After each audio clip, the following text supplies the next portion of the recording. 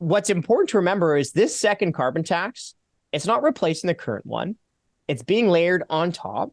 So by 2030, Trudeau's two carbon taxes will increase the price of gasoline by about 55 cents a liter and cost the average family $2,000 every single year. This is the Canadian Taxpayers Federation podcast. We're dedicated to lower taxes, less waste, and more accountable government. I'm Chris Sims. I'm the Alberta director here in Lethbridge. And just down the road a ways, Franco Terrazzano, my friend and colleague, is our federal director in Ottawa. So, Franco, one of our favorite topics, or one that we really love to hate, of course, is the carbon tax. And you put out a news release a while back about Quebec. What is going on with Quebec getting a special deal on the carbon tax? Yeah, surprise, surprise. Trudeau is giving Quebec a special deal on the carbon tax. What's that old saying? Like, we're all equal, just some of us are just a little bit more equal than the others. Yes. Well, that comes to mind, doesn't it? Right? Because, look, as of July 1, every single province and territory is now forced to pay the Trudeau government's mandatory minimum carbon tax rate of 14 cents per liter of gas. Oh, wait, every province and territory except for one, you guessed it, Quebec. So drivers in the rest of Canada have to pay 14 cents per liter of gas to the Trudeau government's carbon tax. In Quebec, the carbon tax is about 10 cents per liter. So you can obviously see the difference there. Yeah. And that gap is only going up. By 2030, drivers in the rest of Canada will be paying a Trudeau government carbon tax of 37 cents per liter of gas. In Quebec, it'll be 23 cents per liter. Okay, so that means someone filling up their minivan in, I don't know, Lethbridge, let's say, will pay $10 more every time they fuel up just in Trudeau's carbon tax than someone out in Montreal. Okay, so as if Albertans weren't already ticked off enough with the Trudeau government, ever since your news release drops, I've been legit overhearing this in conversation of, did you hear about the special deal in Quebec? This is nonsense. It is nonsense. So folks, if you do the math, if you're filling up a minivan, like once a week even, here in Southern Alberta, you're going to be paying about $500 more than if they'd been living in Quebec by that year.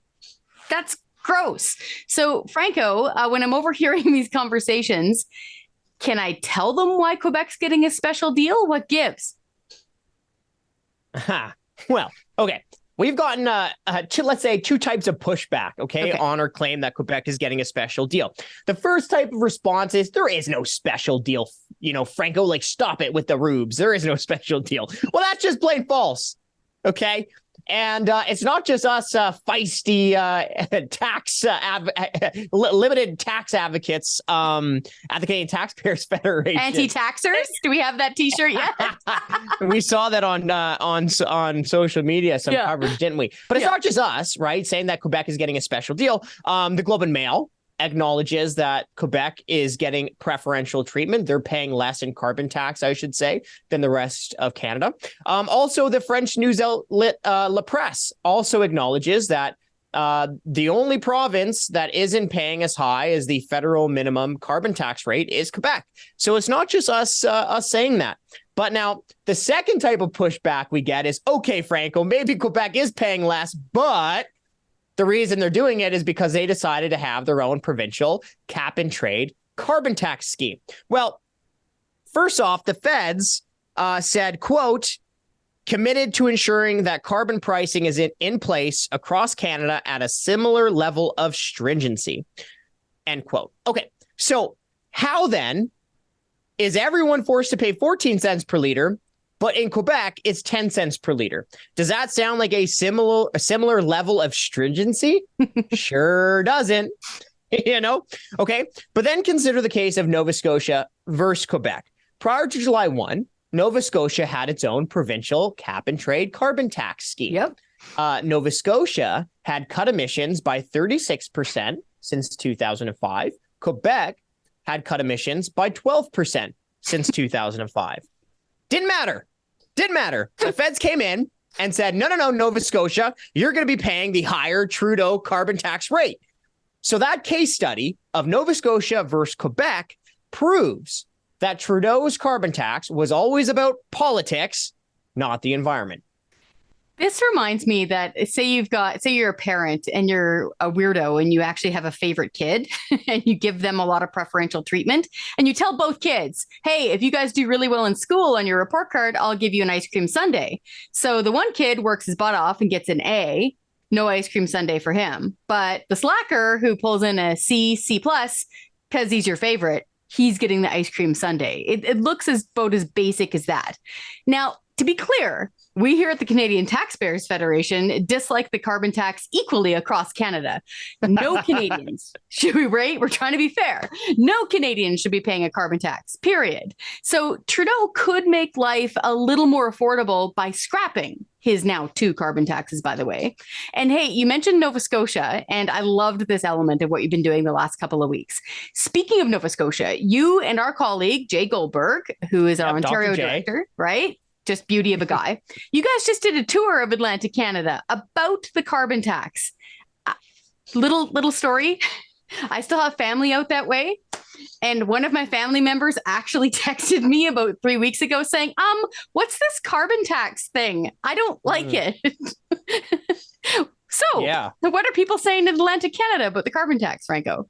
Well, essentially that they don't like it. And let me give you a little bit of background, right? So Dr. J, our interim Atlantic director, also holds down the fort for us in Ontario. Yeah. Him and I did an Atlantic tour, essentially just sounding the alarm and highlighting some of the huge costs that our friends in Atlantic Canada are going to be facing July 1 when the Trudeau government imposes its carbon tax on those provinces. So we did press conferences in provinces like Nova Scotia, New Brunswick, Prince Edward Island, essentially just showing everyone like, hey, the average family in Atlantic Canada, the carbon tax will cost the average family out there anywhere between $350 all the way to $465 this year, even after the rebates. Now, that's a lot.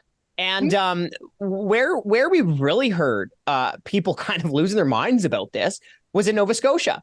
And the reason is because their carbon tax was going from the provincial cap and trade carbon tax of 2 cents per liter of gas all the way up to 14 cents per liter, courtesy of Trudeau. So overnight, the carbon tax increase alone would cost that family fueling up their minivan $10 every fuel up overnight, over one day. Yeah. And Simmer, like you and I, me and Dr. J, the rest of us CTFers, like we are tax nerds. Yeah. Anti-tax nerds. Exactly. Okay. So we like to talk about carbon taxes, mostly how we dislike carbon taxes. But it was pretty surreal that average people, just everyday people, were actually talking about carbon taxes out in Halifax, right? We heard it over dinner.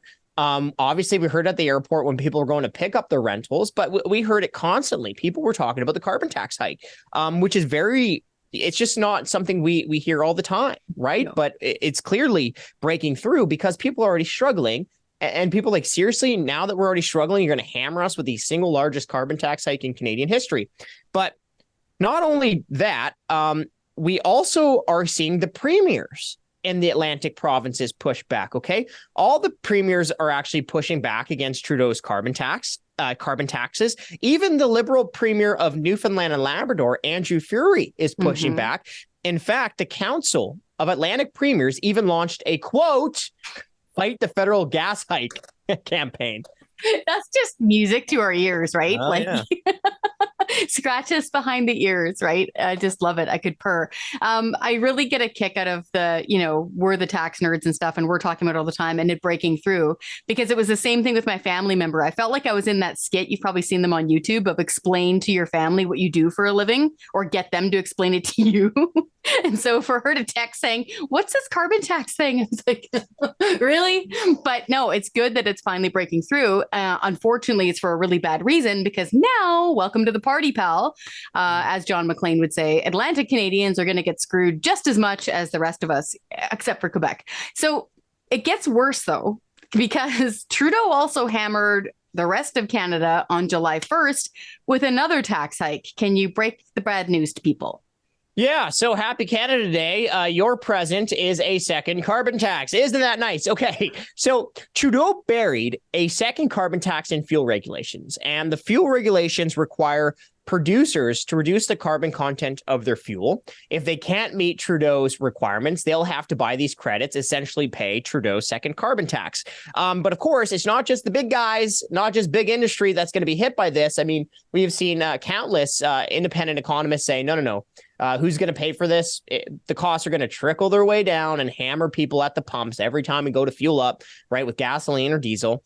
Now, the feds haven't exactly said how much it's going to cost this year in 2023, but due to the centrally regulated fuel schemes in New Brunswick and Nova Scotia, it has been announced that the tax will initially be between about 4 and 8 cents per liter of gasoline, at least in Atlantic Canada. So that's something to consider. But thanks to the parliamentary budget officer, the government's own independent budget watchdog, by 2030, when those fuel regulations have been fully implemented, the second carbon tax will increase the price of gas by up to 17 cents per liter, very similar to what the second carbon tax out in British Columbia already costs. Now, what's important to remember is this second carbon tax, it's not replacing the current one. It's being layered on top. And there are no rebates with Trudeau's second carbon tax. So by 2030, Trudeau's 2 carbon taxes will increase the price of gasoline by about 55 cents a liter and cost the average family $2,000 every single year. It's just gross. So just to break this down and put it in like everyday person talk. I just got back from visiting my family in British Columbia. So I'm here in Alberta. You drive across the Rockies into British Columbia, and you are hit between the eyes with the price jump, Franco. It's like between 35 and 42 cents difference. And I'm talking a place like Crow's Nest Pass versus Sparwood. They're minutes away from each other, but they're across that magical provincial border, and they're nailed with it. Folks, that is largely because of the second carbon tax and the fact that they don't get any provincial gas tax break. Here in Alberta, we don't pay any provincial gas taxes at all. So thanks so much for that. So keep this in mind, folks. Prime Minister Justin Trudeau took a look at the pump prices in British Columbia that are around $2 a liter and thought, that's super awesome. I want the whole country to be just like that. And he basically said that. They used British Columbia as a template for the second carbon tax. So just think about that for a little bit the next time you're filling up. But I want to be as fair as I can because I am from BC and I love the environment. I can hear them right now.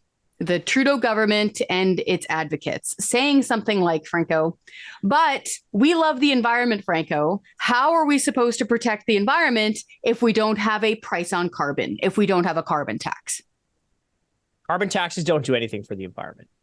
Okay, British Columbia, as you mentioned, has had the highest carbon tax in Canada for years, and emissions continued to go up. Yep.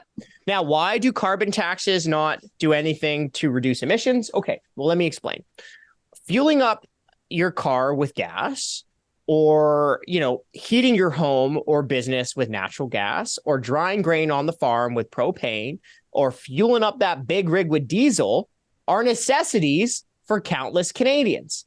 So instead of escaping the punishment of a carbon tax, people just have less money to sock away on other important necessities, like socking away less money for your kids' university education. But look, let's not forget, even if Trudeau brought all of our industries to a screeching halt, it wouldn't do anything for the environment. It would cause a lot of pain, but it wouldn't do anything for the environment. Why? Because Canada accounts for 1.5% of global emissions. So making it more expensive for someone in Canada to fuel up their car or fill up their grocery cart won't do a single thing to reduce emissions in places like China or India or Russia or the United States. Now, what makes Trudeau's carbon taxes especially self-defeating is the fact that more than 3/4 of countries do not pay a national carbon tax. Meanwhile, here in Canada, you're now paying 2 national carbon taxes. Franco, I think you really put it well there. This amounts to an empty financial punishment. So you have all of the so-called financial pain with no environmental gain. And then you wind up with the real problem of people having to stretch their grocery budgets even more. And I will point out, because this ticks me off, that we are seeing record demand across the country for food banks. The vast majority of those folks are working families. So these are people who have never darkened the door of a food bank before, who are now pushed into doing so. And these carbon taxes are going to be playing a factor. Franco, thank you for breaking this down for us. Folks, our listeners, our viewers, thanks for listening to this. If you're mad, good. Take that anger and channel it into some action. Go to our website, taxpayer.com, sign the petition against our carbon taxes here in Canada. Better yet, send an email to your member of parliament and tell them that the carbon tax is a voting issue for you.